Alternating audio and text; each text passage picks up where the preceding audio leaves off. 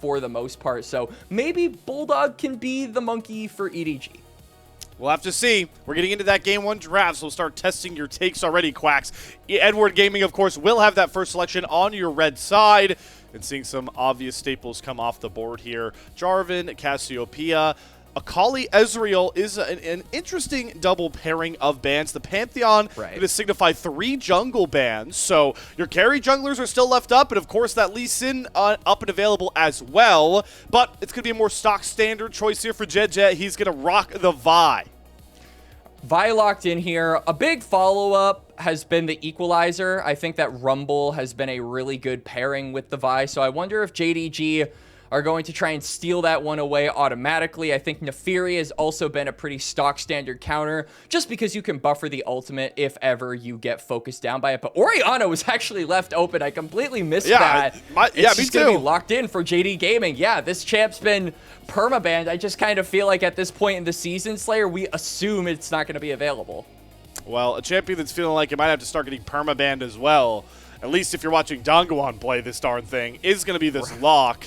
We'll see if Bulldog... I would classify this as some dark technology from Bulldog to go for this pick, even if it is you know, somewhat a meteoric rise in the meta.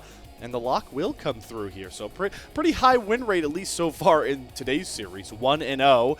Lock versus Orianna is definitely an intriguing matchup to dissect as well, Quax.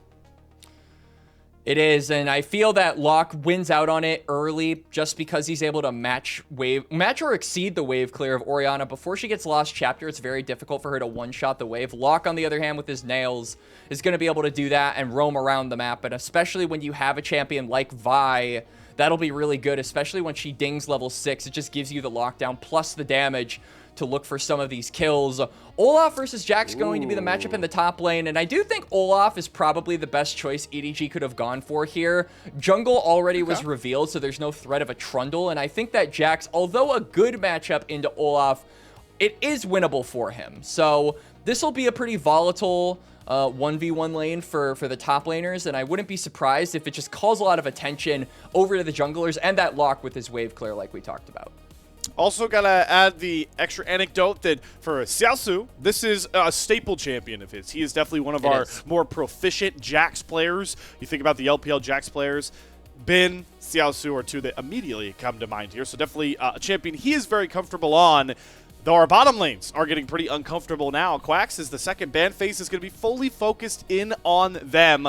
Double 80 carry ban coming through here, JDG. Ashe and Lucian. So I feel like that signals that Gala might be wanting to look for a hyperscaler or maybe a bit of a weaker lane, getting rid of two pretty good lane bullies, and of course their duos as well, Seraphine and Lucian, kind of off the table now as well for EDG. At least the pairing synergy is.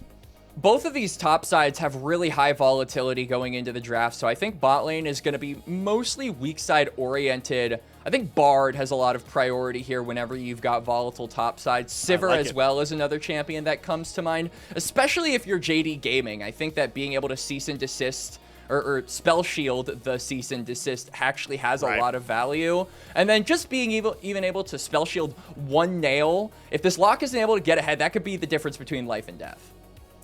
Lulu is the hover here. This, to me, makes me think we're going to get the Yunara as the response here from Gala. And if people can remember, when Yunara, of course, dropped on to Summoner's Rift, Mr. Gala, the Pentakill Prince, was the first pro player to get a Yunara Pentakill, and then he got a couple more after that as well. So always fun when we get to see Gala on the Yunara. A good part about why 2616 is bringing back some of these more hyper-scaling marksmen to the fray here, Quax. But Caitlyn looks to be the locket. I would have really liked Caitlyn, because I felt like Caitlyn Bard would have just been the move there for EDG, but not what Leave wants. I still think Jhin Bard has a lot of validity to it. They could also look for a more aggressive in-your-face support if they want to. Alistar could be an option if they want to try and go for that. Rakan, I think, could even be an option if they want to try that. We talk about the comfort with Vampire being on the enchanters, but Parukia is the total opposite. He loves those engagers, so he's going to be playing away from his style a bit here by locking in the Seraphine, telling Vampire, hey, I can pilot your champion better than you. Ooh, yeah, so intriguing, knowing, like you mentioned, Parukia definitely not really as polished on those enchanters just yet, but hey, good spot to try it out again. We're seeing a lot of very fun hovers from Gala. Kai'Sa would be bold. Kai'Sa will be really bold and really interesting next to the Lulu. So the Yunara does end up coming through here, but I respect the fact he was hovering some of those other champions. Maybe it's a bit of foreshadowing towards the playoffs. I know Jay Beta was talking a lot about the Zeri. I do think that's a champion that we should look out for in the playoffs, but thanks to the Runin's Hurricane changes. But Yunara is definitely a champion that will be happy to build that item this well in this game. And I think for JD Gaming and EDG this game, it's going to be about the team fights. I think the 5v5s are really important, but notably, I feel the scaling from JD Gaming is just better. You've got the Jax, the Orianna, and the Yunara all stacked up, whereas for EDG, it's a little bit more conditional on you getting the Olaf in a good spot against a matchup that is historically not the easiest for him, and then the Lock being able to snowball into a threat that we have seen him get to before, but I think that for Bulldog, it's extra volatile because this player, like we said, really is one of the most volatile players for this team. I think if this is an early, if this is a quiet early game, JD Gaming are really happy about it, and EDG certainly have scaling on their side, but they have to be a little bit more proactive for these top side, for these solo lanes in order to have the same results. A patient Jindong Gaming needs to be punished by a ferocious EDG composition in the early to mid game. I like that the picture you're painting there, Quax. But as we get set to hit Summoner's Rift, I definitely, the more I think about these compositions, do have some questions for some of these EDG lanes, especially when we think about this Olaf. But we'll get into that and more as we hit the Rift. Game 1, JDG EDG for the final time in 2026.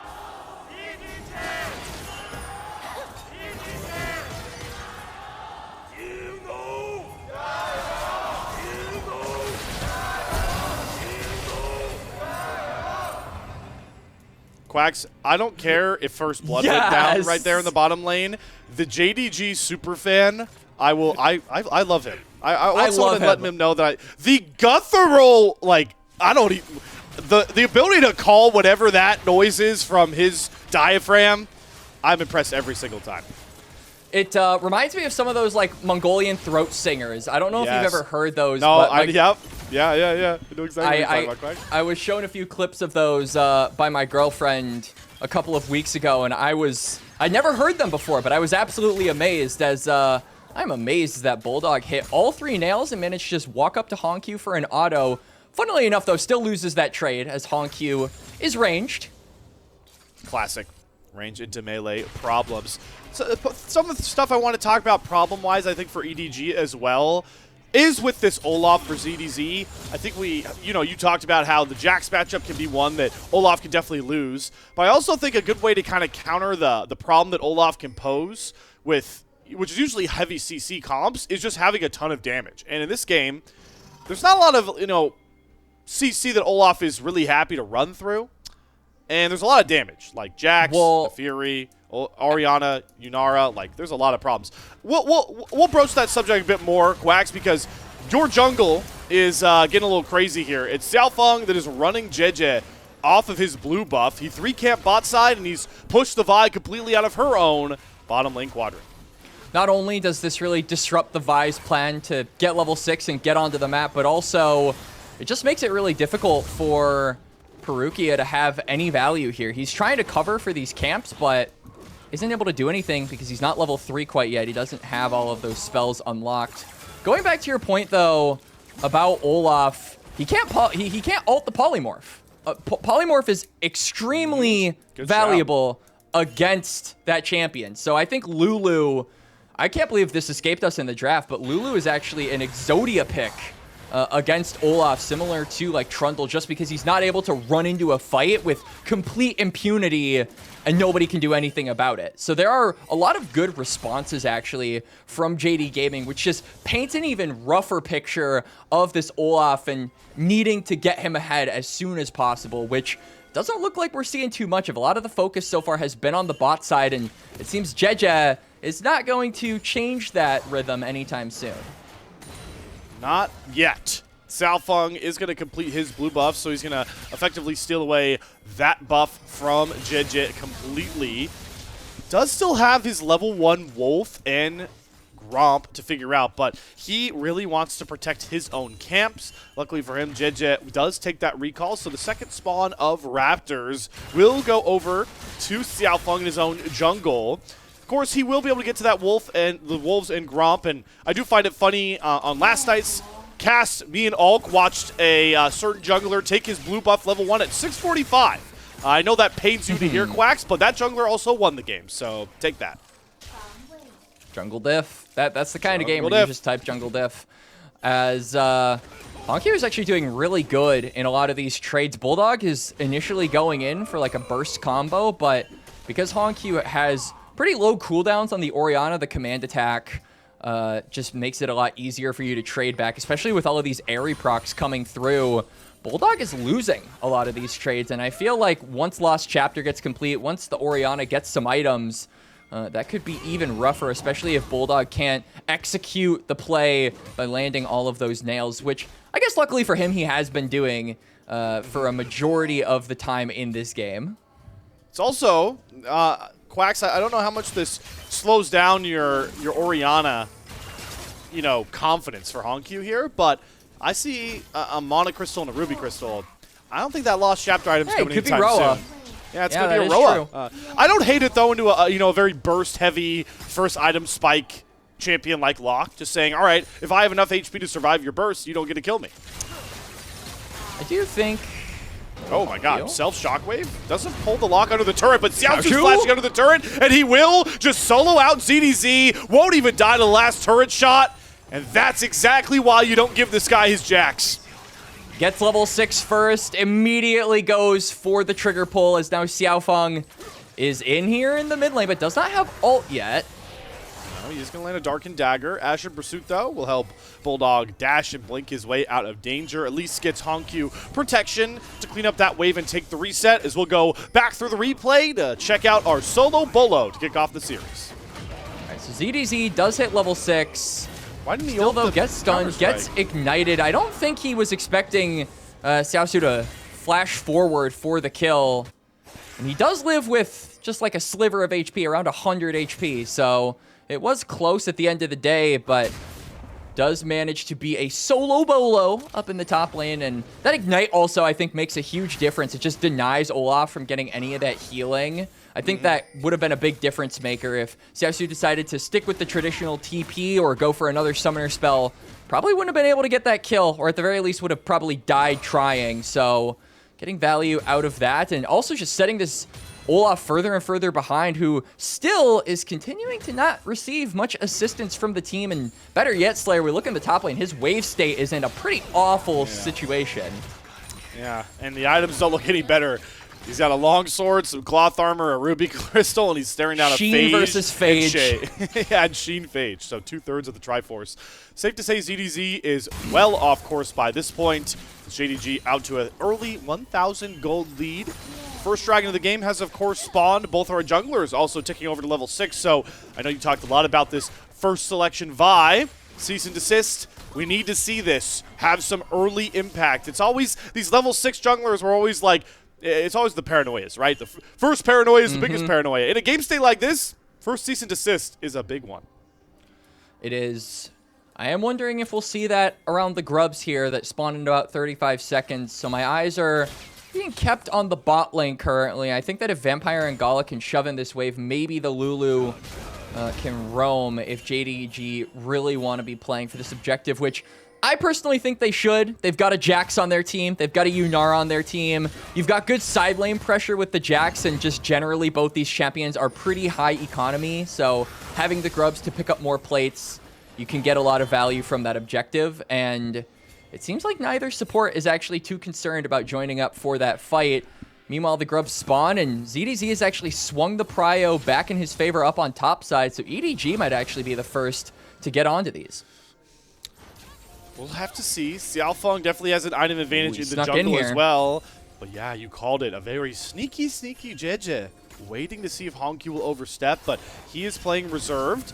Xiaohao now going to spot JunJia as he starts up the grubs. Maybe not expecting the Vi. Okay, here comes all of you and leave. The whole damn gang is up here. Xiaofeng's going to smite away the first grub, and with the bottom lane pathing up here, I think the JDG jungler is just going to be happy that they're not going to surrender all three. Sticking around, maybe poking and prodding, but no, dangerous game. And yeah, the cross map's the real win here for JDG, so they shut down any Void Mites for Edward Gaming, and their bottom lane reaps the real rewards in the gold category. Even just getting one, I feel, is a win for JD Gaming. So Gala's going to pick up a plate here. Jax is going to have a little bit more potency in the side lane. And you also get the teleport out of Leave. So if you can manage to get a kill on him, I mean, both Gala and Vampire have dinged over to level 6. So there is a extra little bit of lethality given over to this 2v2.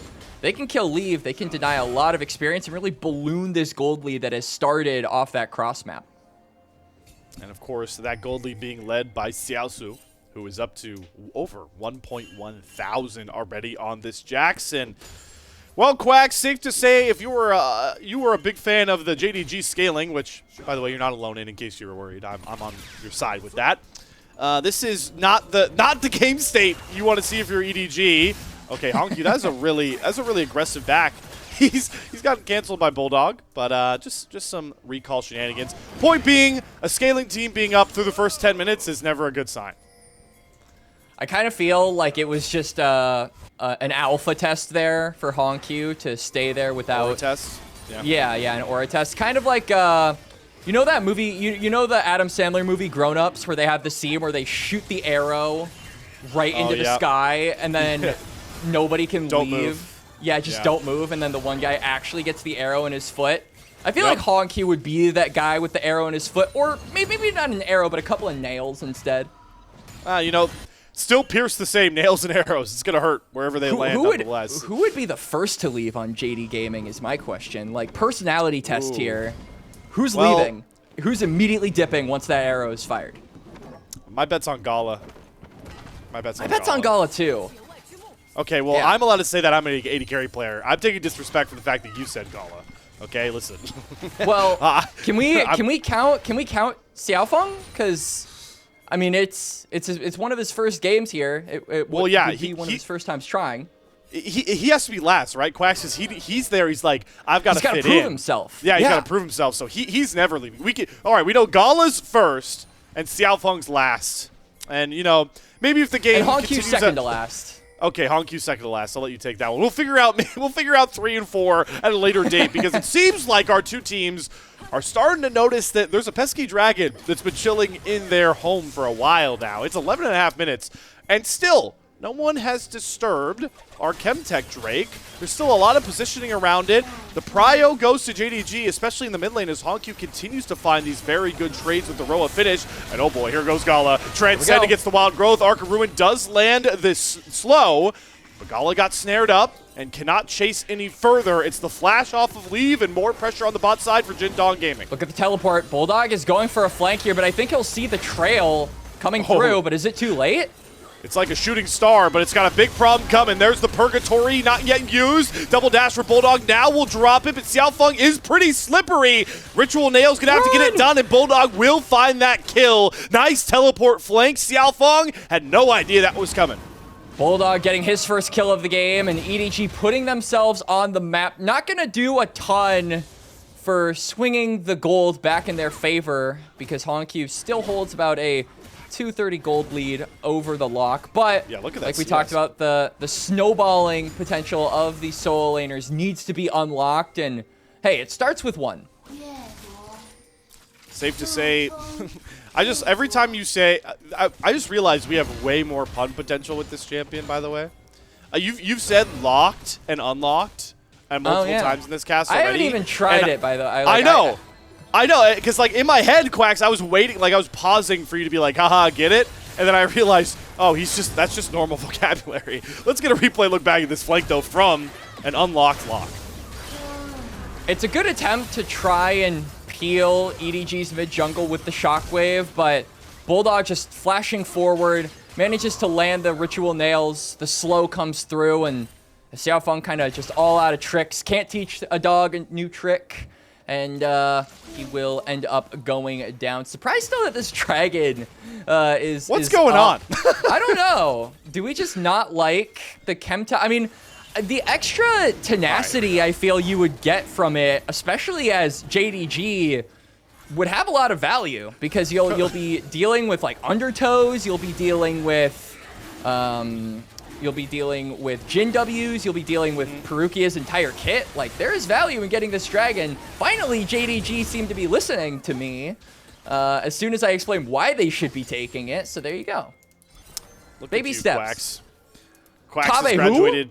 Yeah, I was going to say, Quax has graduated from yelling at a bunch of Diamond Emerald pleb casters about taking dragons to telling LPL pro players when to take their dragons. Wow. Congratulations on your promotion, man.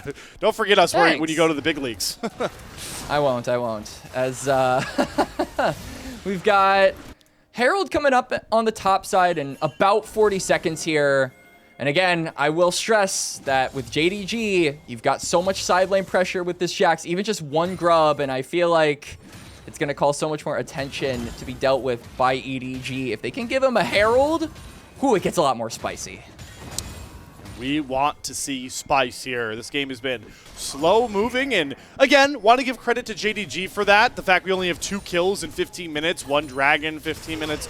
This is their game plan, because when you look at their composition from draft, especially with a Roa-led Orianna as well to factor in, all of these champions really want to wait until 2, maybe even 3 to 4 items to really make this game theirs when you think about Yunara, Jax. So credit to them for slowing the game down and not letting EDG speed them up, and it's got them in cruise control as they do take their talents towards Shelly's pit.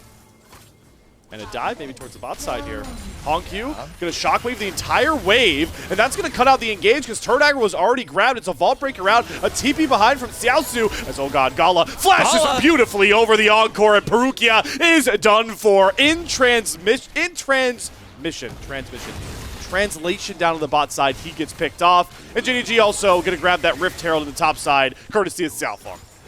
Transit, translation, transmission. You know, we know what you were saying, Slayer, but the whole theme of these this last 30 seconds is JDG are taking over the map here. Herald was taken by Xiaofeng. Mid lane tower is going to fall. Herald will immediately be spawned and then killed. Such is a life for old Shelly here in game number 1, but JD Gaming ballooning this gold lead all the more, and EDG... You talk about the slower pace of games, and hold that thought, actually, as we're going for a fast-paced play. Yeah, wild growth. I don't think it's going to save Vampire. Parukia is going to pick up the kill with a double tap. Alex pursue forward, though. Xiaofeng is getting interrupted by a nice Vault Breaker there from JJ. Now make sure Parukia doesn't take any damage. So nice little pick potential there between JJ and Leave to get them a bit more gold back. Like you said, good interrupt.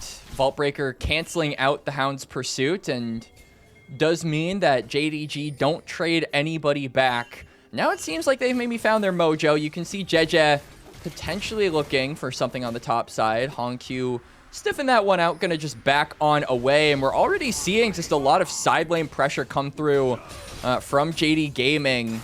Xiaoxu forcing that TP response out of ZDZ. HongQ actually staying, though, and maybe gonna look for a pick onto Bulldog, who does have flash and is very mobile, though. Yeah, he's got the Ashen Pursuit. He's going to use the Rocket Bell dash as well to get out of the Shockwave, and doesn't need that flash, doesn't need that dash in his kit. Will avoid that pick play. But every time something goes a little bit good for EDG, our observers pan towards the top lane matchup, and Edward Gaming fans can get a little bit more sad. This top lane matchup has been run away by Xiaoxu up to this point. It's up to 1.8k. 1.8k alone in the top lane. And I didn't even factor in the bot lane matchup as well, Quax.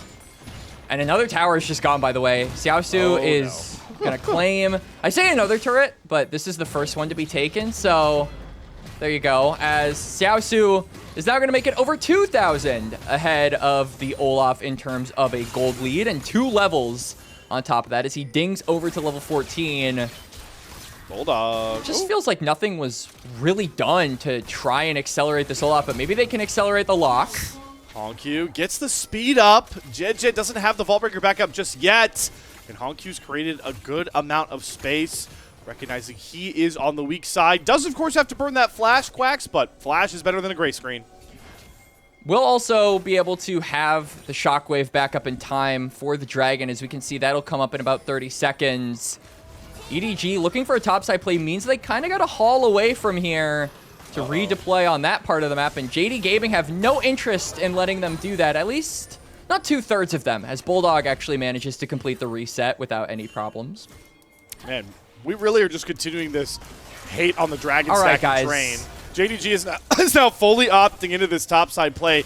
Looks like they just want to take this top lane tier 1 turret. It does have a lot of crystalline overgrowth on it. HongQ, you get the first big auto through. JDG, though, now kind of surrendering their position and looking to move back towards mid lane. HongQ, maybe with the touch of the void, will pick up that top lane tier 1 turret. So they do end up collecting that gold, but we really are just hating on the Drake Pit this game, Quax.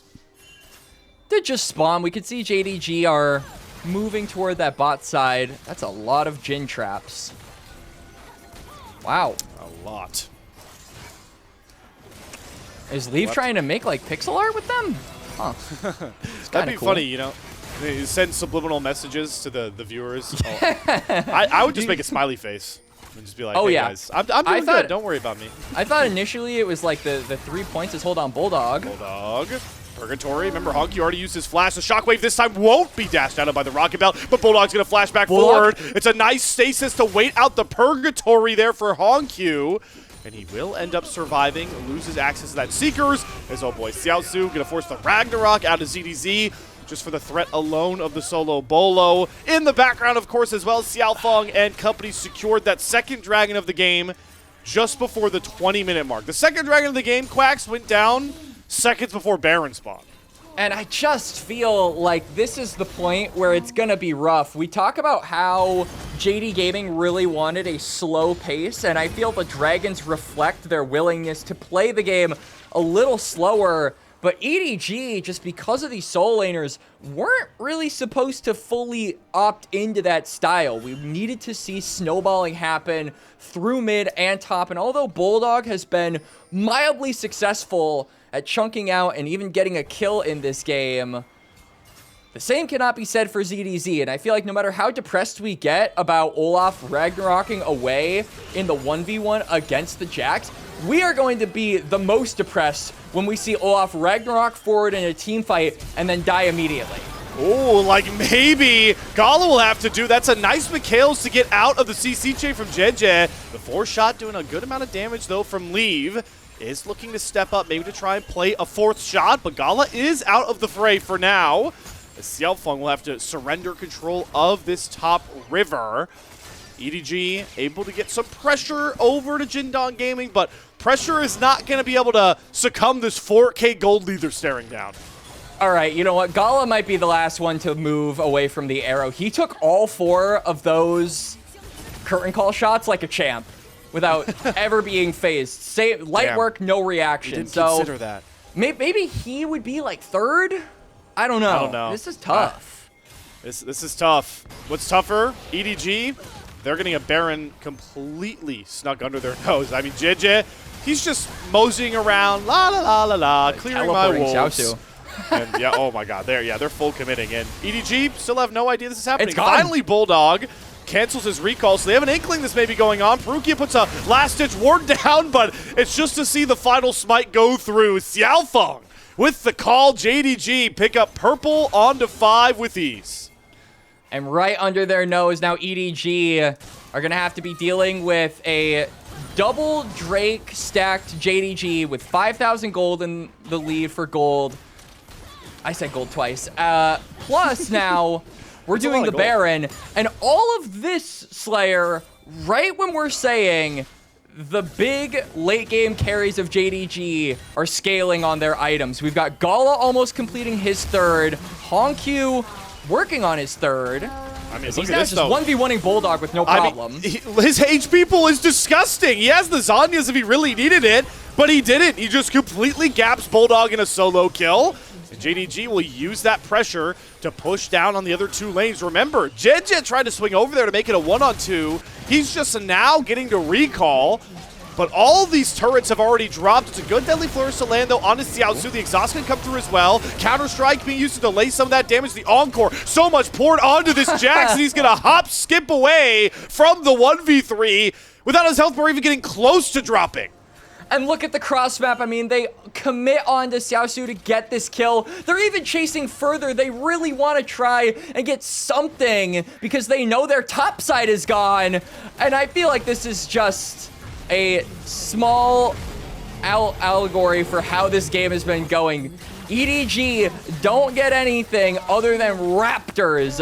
In comparison, JDG are getting solo kills for HongQ onto Bulldog, getting Barons, getting tier 2s on top, and this game is just looking like it's curtains here for Edward Gaming. Quax, seeing that replay, I can't believe the gumption Bulldog had to actually take that fight. He was 2 levels down as well. Maybe Bulldog would be the guy to not move away from the arrow, but also not look up and end up hitting him in a place that's a lot more punishing than his foot. Well, Locke does have sunglasses. Maybe it's just because he's blind. Well, avert your eyes, EDG fans, because JJ just got pounced on by Xiaofeng. He'll drop as the Baron push continues for a couple more, 30 seconds for JDG. They're looking to break the base open, and they're looking to break down onto ZDZ. Pops the Ragnarok, has to flash away from the Mad Lad Xiaoxu. And the base will become into tatters, especially if HongQ just deletes Parukia with one combo from that shockwave. And they might look to just end the game here. ZDZ doesn't have that Ragnarok. He is paper mache, and so is, oh my god, so is Leave as Xiaoxu eviscerates him. The poor pups from Nefiri's pack nearly find the kill in the fountain on the Leave, and this is just clinical from JDG. One Nexus turret's left up as they get rid of ZDZ. It's Gala trying to flash kill Leave in his own fountain. He may have went a bit too far. That's a shutdown. Back over to Leave, and now the fight starts getting really messy. There's so many low health bars. But Bulldog, he doesn't have the combos, the cooldowns to go in, and HongQ, with the biggest health bar of them all, is herding around his 3 other teammates saying, "It's okay, guys. I gotcha." Step up and hit the Nexus. A flash from Parukia won't find an encore, and Bulldog doesn't even find the kill into Xiaoxu. Counter-strike, diff. Leave will pick up the stragglers, but this game is over. JDG dominance. They're going to close this game out before we even get to 26 minutes. An absolute slaughter as they take a 1-0 series lead. 10 kills in 26 minutes. Half of those were done by JDG in the last 45 to 60 seconds of the game, Slayer. This was not a kill-hungry game, not a bloodthirsty match. It was just a clean, clinical, waiting game from JDG, and that's exactly what we said we needed to expect from them if they wanted to be the victors in this game. EDG needed to play with a little bit more alacrity, and they were just too slow. They were just too slow, and now with an arrow in the foot, they're rooted down 0-1 at this point here. So tough look for EDG. Definitely played the game out completely adverse to the way their comp was set up, but you know, Quax, it did kind of feel like a draft gap, and we started pointing out a lot of that. We got into the game, we talked about the Lulu. Funnily enough, we actually didn't get to see the Lulu-Olaf interaction at any point because the Olaf could never leave the lane that the Jax was in. We barely got any just team fights in that game. It was all every member of JD Gaming doing their job, winning their lane, and those are the kinds of games where everything just goes right and the game ends at 15 minutes. But we're in a competitive match, so it went a little bit longer. Not much longer, though, as I feel like JDG have historically struggled with faster paced games. I think that the LPL has always cultivated a little bit more of a high octane style. That's what the league is famous for. And these are two teams that are very high on the average game time and somewhat low on the average kills. So I think that this just kind of slotted into the style that JDG love to play, that they have historically been piloting in Split 3, 2 successes, 2 benefits, or 2 not. But in this case, there can be no question it was to their benefit, just playing the waiting game, and the good things came in time, and they were patient, and EDG, unfortunately, just kind of had no chance once we started getting to those 2 item breakpoints. Yeah, it felt like, that again, their time just passed much too quickly. And this is what we kind of expect from this matchup, JDG versus EDG. We talked about, you know, maybe we could see things get a little quirky with our drafts, knowing the stakes aren't there. But I think what the biggest thing we've learned from this opener to our series, Quax, is that Tabe told these boys, listen, I am not happy with how our split is going to end record-wise, so you better show me something that I can use to inspire confidence going into this postseason. And, well, mission accomplished through one game, Tabe. And I think one thing we've really highlighted for this team, Slayer, is how the drafts haven't been very spicy from Tabe, and I feel like a big reason for that is lack of confidence from JD Gaming. This has been their roughest split so far by a pretty big margin, in my opinion. It's been very up and down for them, and I feel like just a big reason we aren't seeing a lot of these unorthodox, unique picks is because Tabe is saying, all right, we're clearly not able to play the stuff that is meta to a high degree of success, so we need to be able to do that before we can bust out any of the pocket picks, any of the stylish stuff. And so I think that the win against Top Esports, right, being able to take that 2-0 recently, and then if they're able to win games in this fashion against EDG and take the series, maybe we'll see a little bit of that return of confidence going into the best of fives, and maybe we'll cook a little bit more if we're a bit more confident. I like that adage, Quax, that Tabe was just kind of trying to simplify the game once more for especially his solo lanes, right? We kind of talked about how Xiaoxu is a huge Jax player all the way back to his days, you know, taking over the solo queue ladder and stuff like that as he was coming up as a pro. But also, every mid laner should feel comfortable just locking in an Orianna game. And that's what HongQ got. Yeah, put the Orianna in the bag. Yeah, put the Orianna in the bag. Yeah. How often can you actually get Orianna in a competitive match these days? We were literally so shocked that they left this champion open. And luckily for EDG, Fearless is going to do the work for them and not let HongQ back on the most high priority champion of the entire year. Yeah, that's that's the silver lining there. You know, you talked a bit about getting shocked with some decisions. I will be shocked if we do not see a player of the game go towards Mr. Xiaoxu. I think, you saw the damage was big for HongQ, but this guy, there we go, Quax. He warped that top lane matchup with First Blood, and boy, did he not look back. He made this Olaf invisible in this game. You would have gotten shocked if he didn't get it, but I see Xiaoxu there, and I'm just going to wave. I'm waving. Waved. Shock and waved. So, there we go. The puns are in.